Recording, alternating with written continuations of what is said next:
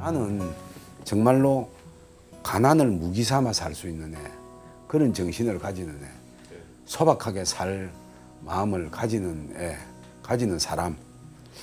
근데 그게 내 지금 하는 말도 굉장히 잘못되고 오만한 말일 수도 있어요.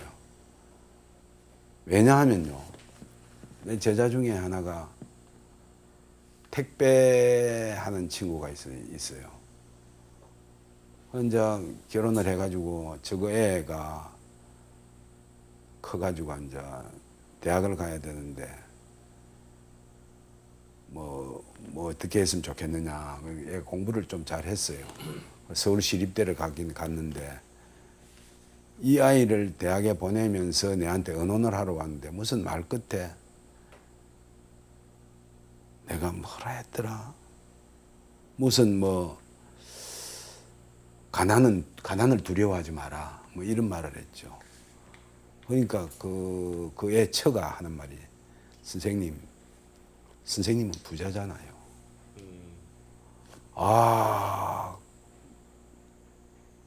그 아이들은 가난에 허덕이면서 벗어나고 싶은 마음이 왜 없겠어요. 그런데 가난을 너무 두려워하지 마라. 네가 진짜 가난해 봤냐 하는 그 아이 처 이야기죠. 그때 한 방 맞았는데 나는 그렇더라도 우리가 살 길은 부자에 주눅들지 않고 당당한 소박함을 진짜 마음에 가지고 사는 것. 이게 지금의 자본의 늪에서 벗어나는 길이다. 이런 생각이 들거든요. 그렇게 쓰셨어요. 책에 쓰신 대로 똑같이. 노동자로 살아갈 우리 애들이 따뜻한 사랑의 눈으로 가난한 우리 이웃을 볼 수 있고 스스로 당당해지게 하는 일. 이게 내가 교단에서 해야 할 일이다. 그러니까 이게 지금 있는 자리에서 행복을 느낄 줄 아는 거, 그건 정말 쉬운 일은 아닌 것 같습니다. 그렇죠. 예. 근데 어쨌든 자꾸 이렇게 내가 지금 부족한 것만을 생각하다 보면 사실은 너무 고통스럽고 힘들 것 같고요. 그렇죠. 예, 있는 자리에서 행복할 줄 아는 거를 가르쳐 주시면서 한편으로는 사회를 차츰차츰 이렇게 바꿔나갈 수 있는, 이게 좋다 아니면 좋지 않다, 이제 그런 판단을 할 수 있는 능력을 길러주면서. 선생님, 글쓰기를 아이들은 하는 이유도 그게 있으신 거 아닌가 싶어요. 예. 내가 제일 귀하게 생각하는 교육이 글쓰기 교육인데 내가 할 줄 아는 게 이렇게 말하는 게 귀한 거는 아니고 귀하긴 하지만은 내만 귀한 거는 아니니까. 그런데 글쓰기를 하는 게 첫째는 자기 삶을 드러내면은 조금 당당해져요. 내가 못난 것도 힘이 된다. 이 말을 딱 드러내고 하니까 그래 왜? 못났다 왜? 이러니까 좀 당당해지는 어떤 마음이 생기더라고. 아이들도 자기 삶을 있는 대로 드러낼 때 그 삶에 대한 자존감이 생겨요. 그리고 성찰이 생기고. 그런 것을 갖게 하기 위해서 글을 쓰는데, 첫째는 글을 쓰려 하면 글쓰기가 재밌어야 돼요. 그러니까 처음에는 참 재미있게 쓰는 글, 재미있게 쓴다고 해서 농담하고 이런 게 아니고 자기 생활 속에서 재미난 이야기들, 지가 선생님한테 억수로 억울하게 두드려 맞은 이야기 이런 거 보면 코미디 같은 이야기들이 많거든요. 지 똥 마려 와가지고 고생했던 이야기 이런 것도 써보면은 니도 그랬나 나도 그랬다 이런 거 있잖아요. 나는 싸봤다 이러면서 벨 있다 아이가 이러면서. 그런데 그런 거를 해보면은 글이라는 게 갖고 놀 수 있는 도구가 되는구나. 이래 싶으면 글이 문집이 되고 글이 돼요. 그러다가 조금씩 이웃의 삶을 돌아보게 하고 옳고 그른이 뭔지를 생각해 보게 하고 하면은 글쓰기가 가치로운 글로서 이래 나아가는 거죠. 근데 나는 가치로운 글도 이제는 벗어나야 된다. 꼭 가치 있는 글 아니라 된다. 마음대로 글을 써라. 마음대로. 종횡무진 마음대로. 상상하면 상상, 뭐 아니면 뭐 헛소리면 헛소리도 마음대로 써도 된다. 그러나 그 속에 니를 담아라. 니의 마음을 담고 니의 진실을 담아라. 그러나 진실을 담아라. 이것도 참 나는 함정일 수도 있겠다 싶은 생각이 들긴 한데 어쨌거나 글을 재미있게 쓰고 자기를 돌아보게 하는 길이 되고 자기를 당당하게 하는 게 되고 그거는 나는 경험으로 좀 그런 것이 느껴지더라고요. 그 아이들 글 쓴 걸 내 일부러 이번에 도대체 학교가 뭐길래는 좀 많이 넣었는데 그 글들이 다 참 대단해요. 그 중에서 제일 잘 쓴 글 하나 읽어주시죠. 한번 읽어볼까요? 제목 비 맞는 옥수수. 집에 가는 길 서면 근처 마을버스를 타러 간다. 정류장 옆에서 아저씨가 옥수수를 판다. 작은 리어가에 널빤지 하나 얹고 옥수수 몇 개 올려놓고 판다. 아저씨가 더러워 보인다. 옷도 안 빤 것 같고 씻지도 않았는지 살들이 시커멓다. 누가 사갈까? 집에 갈 때면 항상 본다. 하루도 빠짐없이. 오늘은 비가 온다. 장마다. 집에 가는 길. 오늘은 옥수수 못 팔겠다. 그러나 오늘도 옥수수를 판다. 그 자리 그대로. 뒤에 있는 나무에 부서진 우산 걸치고 옥수수 비 다 맞게 한다. 누가 사갈까? 아저씨가 담배를 태운다. 자기 말 하나도 없죠. 본 것만 그대로 이야기했습니다. 그 속에 가난하게 살아가는 옥수수 파는 아저씨 안타까운 그 모습, 마음이 그대로 다 드러납니다. 이웃을 볼 줄 아는 눈. 얘가 며칠 후에 옥수수 파는 아저씨 일을 써가 왔어요. 선생님, 와, 아이고 그 아저씨한테 여자가 생겼어요. 어? 아, 제일 처음에는 그 여자가 그 트럭 몰고 와서 파는데 서로 싸울 것 같더만은 아, 며칠 뭐 물건도 올려주고 내려주고 이러다만 이제 같이 타고 갔어요. 그러면서 이제 시를 쓴 걸 내한테 주었는데 막 그걸 잃어버렸습니다. 내가 그 종이에 그냥 써가 준 건데 그걸 잃어버리고 말았습니다. 내가 35년 선생 생활 중에서 가장 잘 쓴 글, 생선장수 아주머니, 경남공고 2학년 김명수. 집으로 가는 길. 해가 지고 어둑어둑해져 간다. 늘 다니던 시장터 옆 작은 골목, 변함없이 골목 덜머리 모퉁이에 자리 잡고 있는 생선장수 아주머니. 늦은 저녁인지 파리가 날아다니는 생선 대가리 옆에는 양푼이에 한가득 비빈 밥이 있다. 흰머리가 희끗희끗 보이는 파마머리에 키가 조그마한 아주머니가 주름투성이 투박한 손에 낡은 칼을 들고 생선 대가리를 쳐댄다.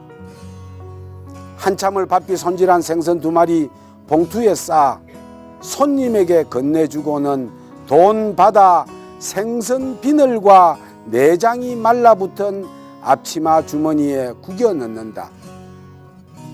그리고는 다시 양푼을 손에 들고 파리를 쳐내며 허겁지겁 밥을 먹기 시작한다. 골목을 지나다니는 사람들을 무심히 바라보며 그림이 그려지죠. 이게 시입니다. 이게 사랑입니다. 이게 가난입니다. 이게 힘입니다. 저희 중학교 고등학교 때까지만 해도 글쓰기라는 말을 쓰는 게 아니라 글짓기라는 말을 썼었어요. 예. 그랬는데 글쓰기라는 말로 어느 순간인가 이게 바뀐 것 같더라고요. 그게 참 우리도 글쓰기로 바꿀 수 없을 것이라고 생각을 했는데 글짓기는 일본에서 들어온 말이잖아요. 장문. 일본 장문이 우리 이제 글짓기로 들어오면서 글짓기라는 이름으로 됐단 말이죠. 근데 이제 그 글짓기는 글짓기가 되어서는 안 된다.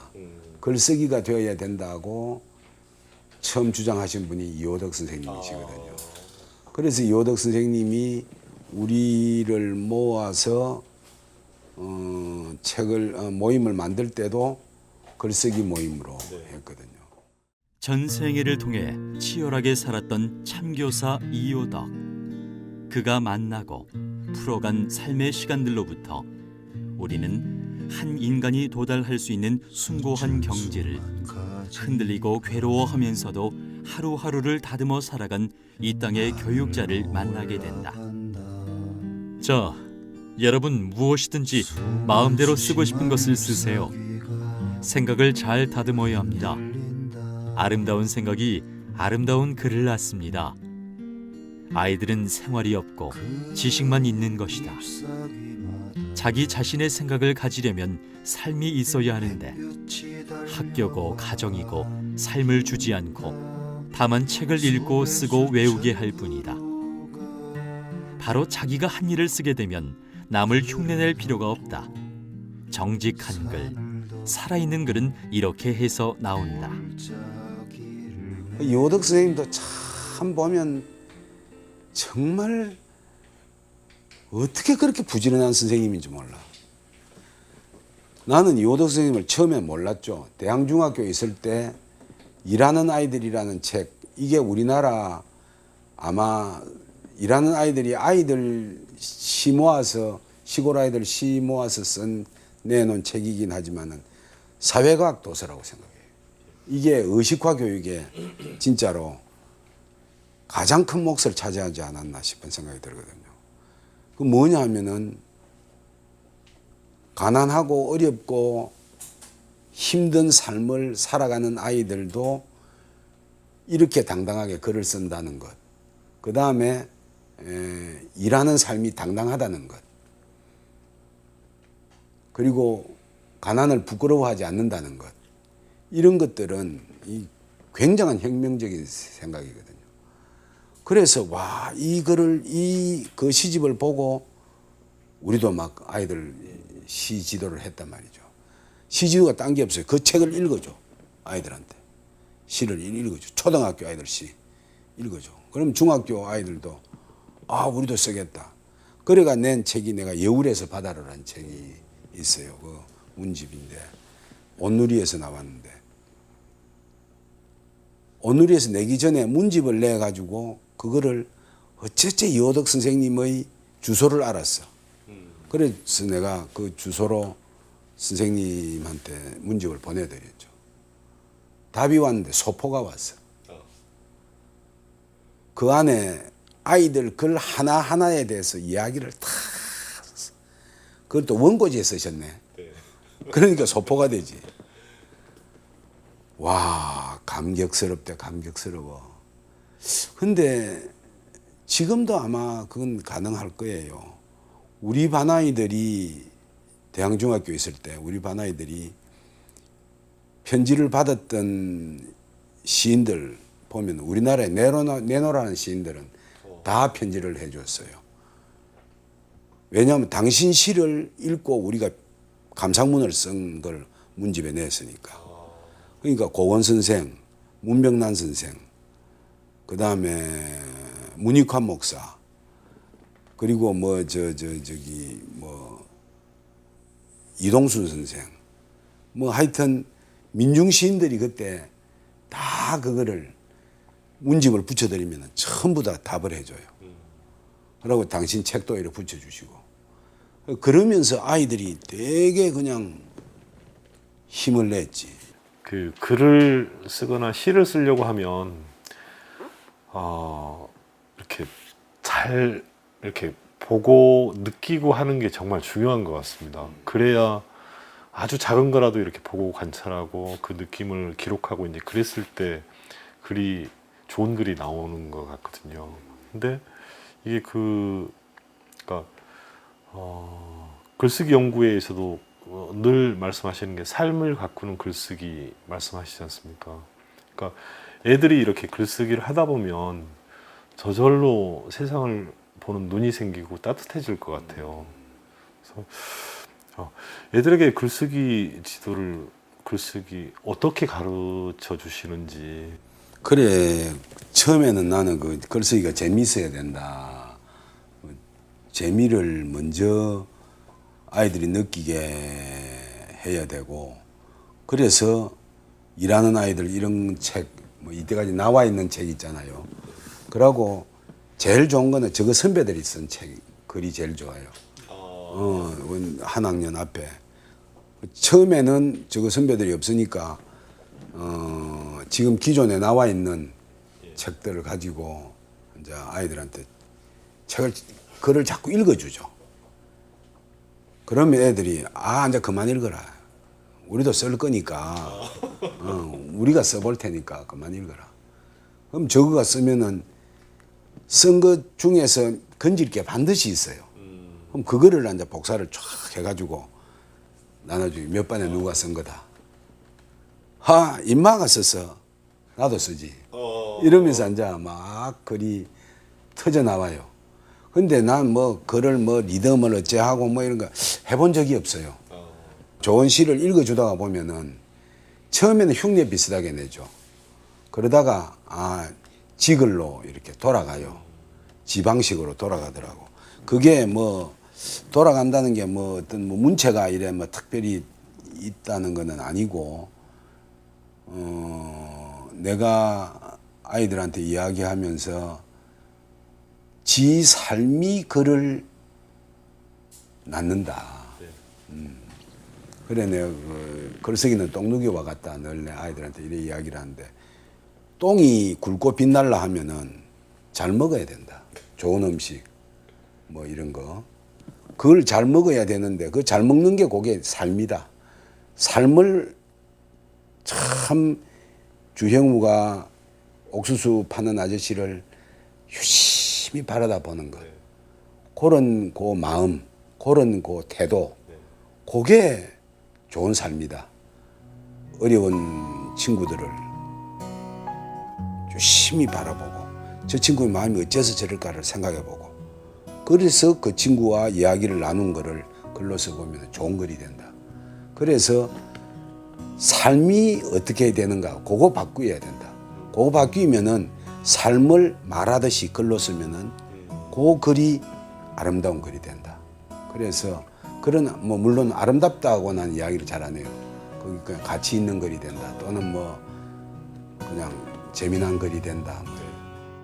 여기 모이신 여러분들하고 어른 글쓰기를 한번 하려고 내가 제안을 합니다. 한번 하려고 했죠. 글쓰기 AS 해드리겠습니다. 그 이전에 잘못했던 거 AS 합니다. 해서 글쓰기를 한번 해보자. 그래서 책을 내보자. 다시 한번 공개적으로 제안을